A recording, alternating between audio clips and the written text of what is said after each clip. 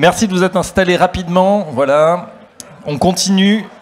Connaissez-vous l'art oratoire? Eh bien, c'est quelque chose qui pourrait vous servir dans votre vie de tous les jours pour présenter sur une scène, pour parler à vos actionnaires, peut-être à vos collaborateurs. En tout cas, je vous propose de découvrir tout de suite l'art oratoire, un outil ou service du directeur administratif et financier, de ses messages et surtout pour augmenter votre leadership. Merci d'accueillir Sébastien Mounier, professeur d'art oratoire. Sébastien, c'est à vous.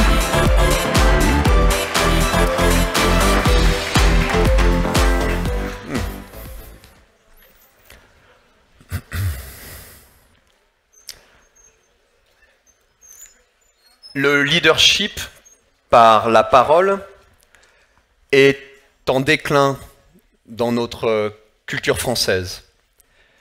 Pour ça, il n'y a qu'à regarder les débats que l'on peut voir à l'Assemblée nationale, par exemple, qui sont des débats souvent de qualité assez relative et à partir desquels naissent très souvent des conflits. Et si on avait plus d'orateurs leaders, eh bien, ces débats seraient de meilleure qualité. En fait, en France, depuis des décennies, on manque cruellement d'orateurs efficaces. Et on manque donc cruellement de leaders par la parole. En France, on a le trac, très souvent, quand on prend la parole. On a le trac et c'est une peur qui nous est enseignée. Parce qu'un enfant de 5 ans, et ça c'est vrai pour toutes les cultures, n'a pas le trac. Quand on le regarde, on le voit avec un œil curieux et confiant sur le monde. Ça c'est à 5 ans, mais à 10 ans, et je peux en parler, je peux en témoigner puisque j'ai des enfants en bas âge, eh bien les choses ont changé. Entre 5 ans et 10 ans, l'éducation à la française. Il n'y a qu'en France qu'on a des expressions comme « tourne ta langue 7 fois dans la bouche avant de parler ». Dis quelque chose d'intelligent, fais attention à ce que tu vas dire, et même dans le ton, je t'écoute. Un enfant français, il prend la trouille. Il prend la trouille, il se dit qu'il a plus de chances de se faire gronder lorsqu'il prend la parole que lorsqu'il ferme sa gueule. Et cette trouille-là, elle reste en nous quand on devient adulte. Ça, c'est la culture française. Il y a d'autres cultures où c'est différent. Aux États-Unis, par exemple, la prise de parole est favorisée dès le plus jeune âge. Et les États-Unis, c'est une fabrique à orateurs. On a, à l'âge adulte, des personnes qui sont beaucoup plus efficaces lorsqu'elles prennent la parole que la moyenne des orateurs en France. Et donc, c'est une peur culturelle qu'on nous enseigne dans l'éducation.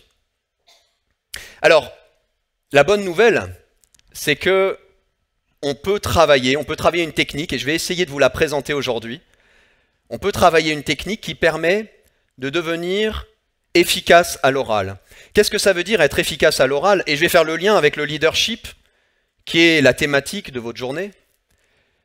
Quand on est efficace à l'oral, on transmet un message qui est derrière nous à un public qui est devant nous. Et en faisant ça, avec efficacité, on donne envie d'agir au public. Et c'est la définition du leadership, donner envie d'agir. Alors, comment ça se passe avant de rentrer dans la technique, qui est une technique physique et corporelle que l'on enseigne à l'école de l'art oratoire? Je vais d'abord définir un cadre contractuel dans lequel un orateur doit s'inscrire au même titre qu'un comédien au théâtre, au même titre qu'un danseur ou qu'un chanteur lyrique. L'orateur, il a 3 obligations contractuelles. L'orateur leader. La première de ces obligations, c'est ce qu'on appelle le contrat de la rampe. Le contrat de la rampe, ça fait référence au théâtre. C'est ce qui sépare la rampe, le public, des comédiens sur scène. Eh bien, l'orateur, il est responsable à 100% de son côté de la rampe, de l'état de sortie de son public. Je suis responsable maintenant de l'état, alors vous n'allez pas sortir, mais de l'état à l'issue de ma conférence dans lequel vous êtes. Et je dois m'efforcer à tous les instants de créer le maximum de confort d'écoute pour que ce soit plus facile pour vous de m'écouter que de regarder votre smartphone ou que de traiter vos mails, ou que de parler à votre voisin, ou même de vous évader par la pensée.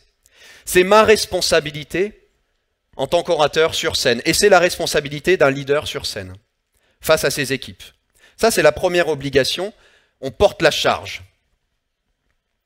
La deuxième obligation d'un orateur leader, c'est le respect du masque.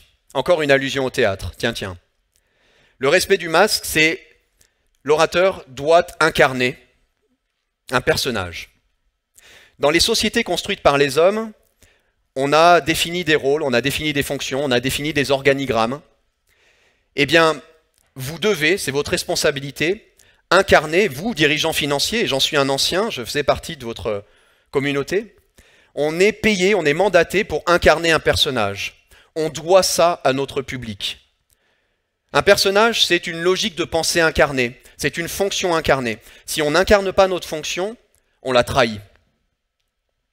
Et donc le personnage, il a pour mission de transmettre son message et de porter ce message, de proposer son personnage au public qui est devant lui. Incarner la fonction, c'est fondamental.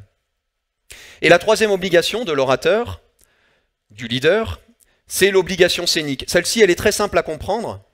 C'est le coup de pied au cul qu'on se met quand on monte sur scène. C'est l'énergie, la mobilisation de l'énergie physique qu'il faut avoir pour respecter son public, s'y adapter en permanence, la première obligation, et respecter son masque, respecter son personnage, la deuxième obligation. Et ça, même si on a mal dormi, même si on est de mauvaise humeur, même si on a eu une mauvaise nouvelle le matin. On est tous capables de mobiliser des ressources dans l'action pour respecter son contrat. Vous seriez déçus si vous alliez au théâtre ou si vous alliez voir un concert et que les artistes sur scène se donnaient qu'à moitié. On est d'accord? Eh bien, en art oratoire, c'est la même chose. Je mobilise en permanence mon corps, mon énergie physique, pour respecter le contrat que j'ai avec vous maintenant. Maintenant qu'on a défini le contrat avec ces trois obligations, respecter le public, respecter son personnage et mobiliser son corps, on va parler de la technique. Je disais tout à l'heure qu'un orateur, un leader, doit transmettre un message qui est derrière lui à un public qui est devant lui. Et bien pour ça, il a un corps. Et le corps, c'est le grand oublié de l'oralité en France. En France, on a la culture, on est le pays de Descartes, on a la culture, l'habitude de mettre le cerveau avant tout. Eh bien, je vous propose de mettre le corps en premier et le cerveau suivra. On oublie trop souvent le corps dans l'oralité. Alors l'orateur, il a trois obligations, mais il a aussi trois clés physiques à mobiliser pour être un orateur efficace, un leader.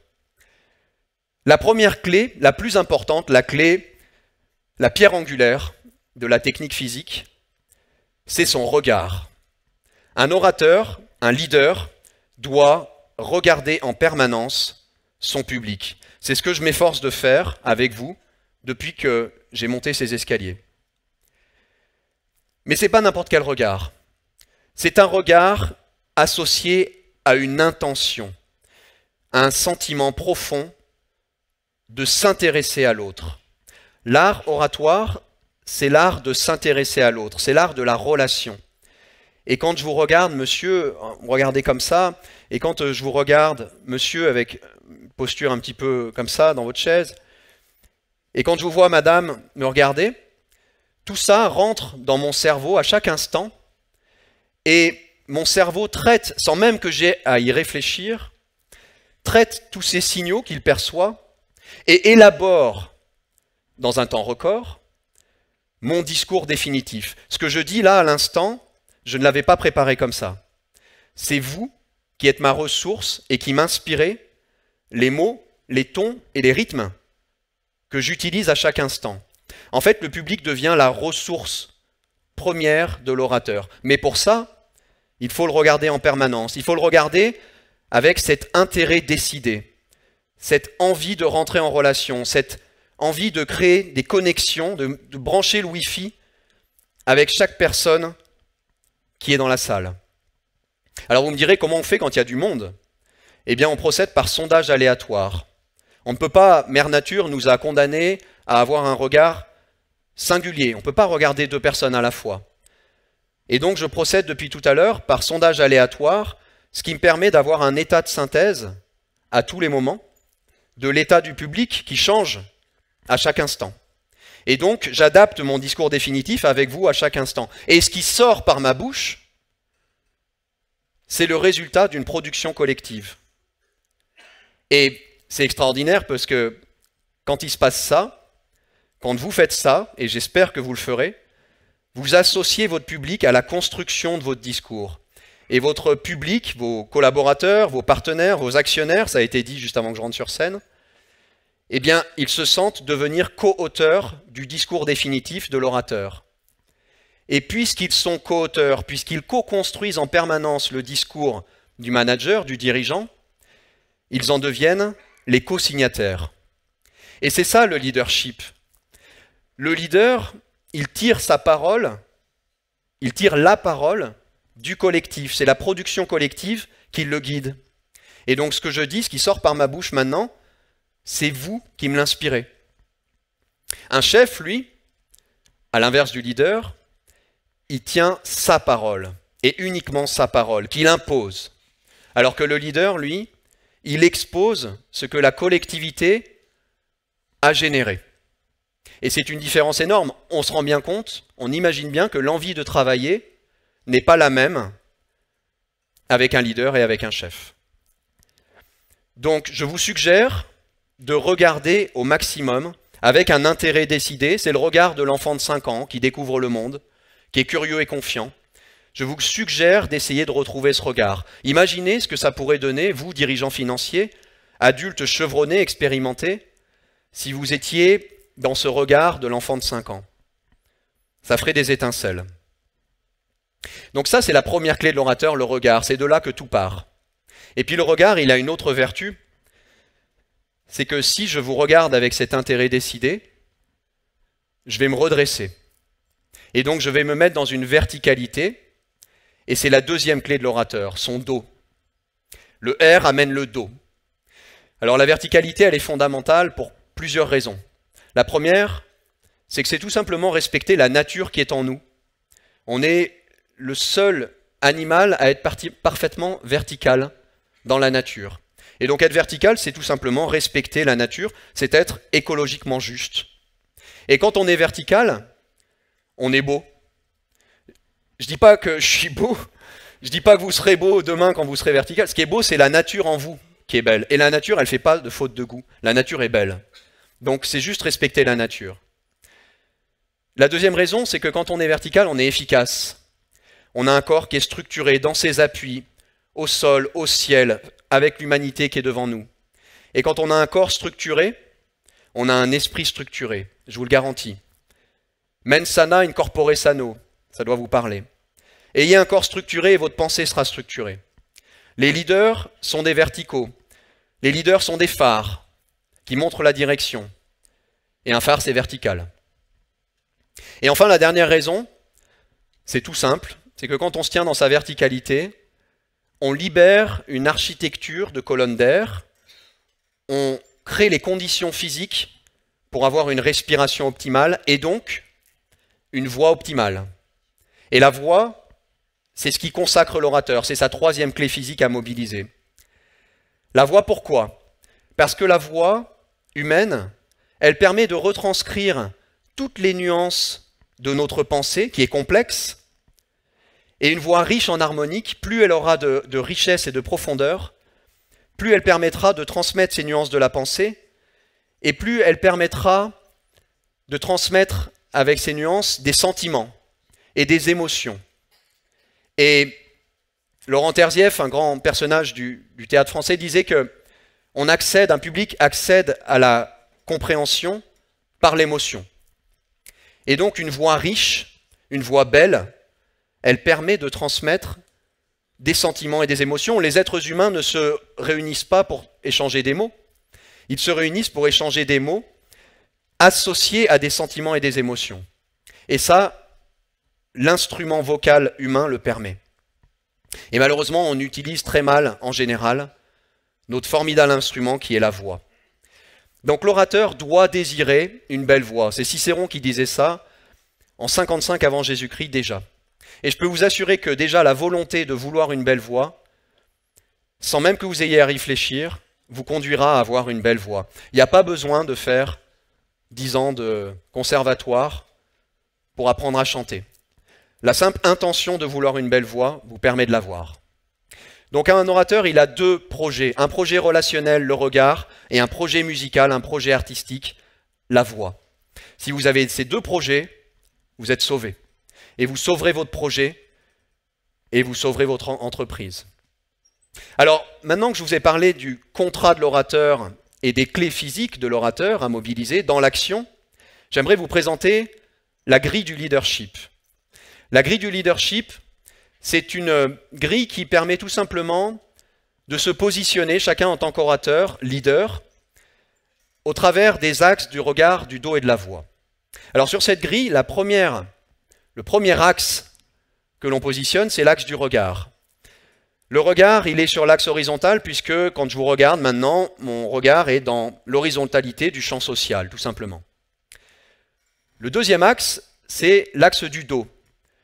L'axe vertical, ça va de soi, il est en ordonnée. Et enfin, le troisième axe, c'est l'axe de la voix, multidirectionnel, qu'on a mis au milieu parce que, comme je l'ai expliqué, comme j'ai essayé de l'expliquer, on a une voix que si on a un regard et si on a un dos. Maintenant qu'on a cette grille du leadership, on va définir des catégories d'orateurs. La première catégorie d'orateurs, celle qui se trouve en bas à gauche, si j'arrive à la faire fonctionner.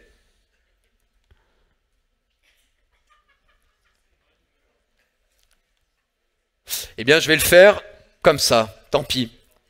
La première catégorie d'orateurs, en bas à gauche, peut-être que j'ai manipulé trop vite. Ce sont les experts, ce sont des orateurs qui n'ont pas de regard d'intérêt décidé sur leur public, qui sont un peu seuls avec eux-mêmes dans leur tête, qui ont un regard vide, ou un regard qui balaye le public. Vous savez, on entend des fois ces conseils absurdes, alors qu'en fait, il faut vraiment regarder le public, il ne faut surtout pas le balayer, au contraire. Et puis, c'est des gens qui n'ont pas non plus de bonne hygiène dorsale. Et donc, dans cette catégorie d'orateurs, ce sont souvent des gens qui se croient performants à l'oral, qui croient ne pas avoir le trac, mais qui en fait sont sans arrêt en pensée déductive, alors que quand on est dans ce regard, ce dos et cette voix, on doit faire fonctionner notre cerveau par l'intuition, et non pas la déduction. C'est trop tard. On doit être dans l'intuition. Et donc on a ces catégories, ces personnalités d'orateurs que l'on peut trouver experts. Ça vous fait réagir? Disclaimer, je n'ai pas du tout de jugement sur ces personnes. C'est simplement, on les positionne par rapport à une technique physique que j'ai décrite tout à l'heure. Et pas plus que ça. Ne me mettez pas dans la merde, s'il vous plaît. La deuxième catégorie d'orateurs, ce sont des orateurs qui ont un regard d'intérêt sur leur public. On sent qu'ils souhaitent entrer en relation, mais qui ont encore des difficultés à avoir un dos tenu. Et donc on voit chez eux plutôt une personne avec un regard qui peut paraître parfois intrusif, peut-être agressif, ou, retenons le positif, un regard aidant, pourquoi pas, et c'est ce qu'on appelle les coachs. On voit chez eux une personne, mais on ne voit pas un projet. Donc on ne sait pas trop sur quel pied danser avec ces gens-là. Et on a ce type de personnalité que l'on peut positionner dans cette catégorie. J'imagine que vous êtes en train peut-être de vous dire dans quelle catégorie je me trouve, et c'est souhaitable, parce que ça peut être un diagnostic pour vous, à partir duquel vous pourriez travailler. Le regard, le dos et la voix. La troisième catégorie, en haut à gauche, ce sont des orateurs qui ont une verticalité, mais une verticalité qui n'est pas appuyée par le regard. Donc c'est une verticalité qui n'est pas juste d'un point de vue écologique. C'est la verticalité du soldat. Vous savez, tiens-toi droit. C'est une verticalité qui est rigide, qui va se retrouver dans des épaules ou une face avant tendue.